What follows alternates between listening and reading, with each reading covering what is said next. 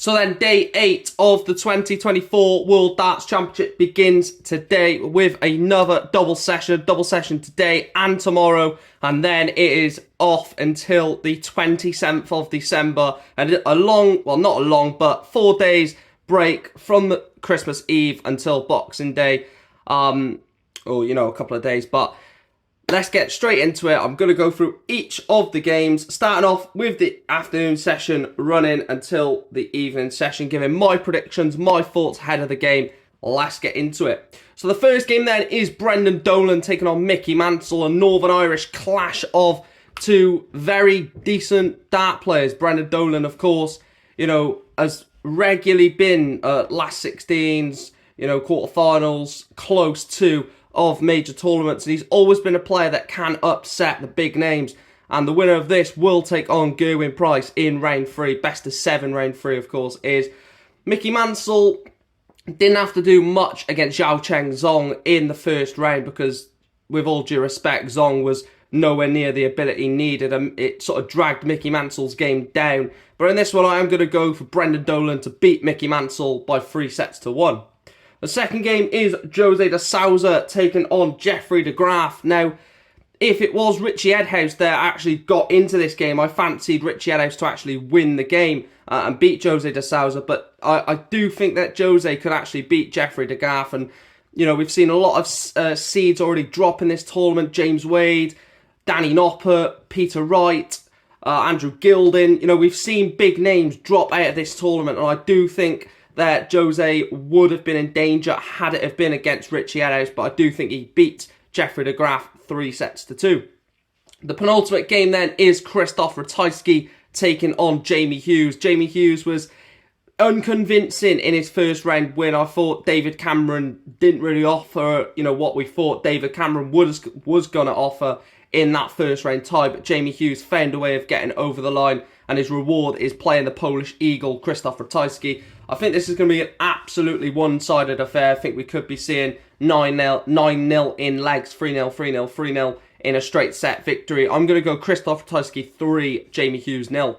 And then the last game of the afternoon session is DVD, Dirk van Duijvenbode against the big Croatian Boris Krčmar. Now, this one offers, quite a lot of stories. Boris played Dirk previously at the World Championships, not last year, the year before, I believe.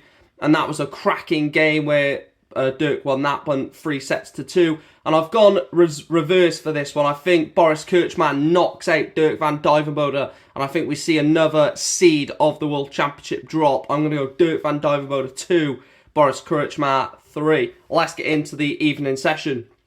So the first game of the evening session then is the Dreammaker Dimitri van den Berg taking on Florian Hempel. Now, Florian Hempel beat Dylan Slevin in round 1 to set up this tie against Dimitri van den Berg. And again, just like the Dirk van Duijvenbode Krčmar game, this is also a repeat of a previous World Championship affair. And I think that Florian Hempel is going to do what he'd done to Dimitri van den Berg last time and beat him on the Ali Pali stage.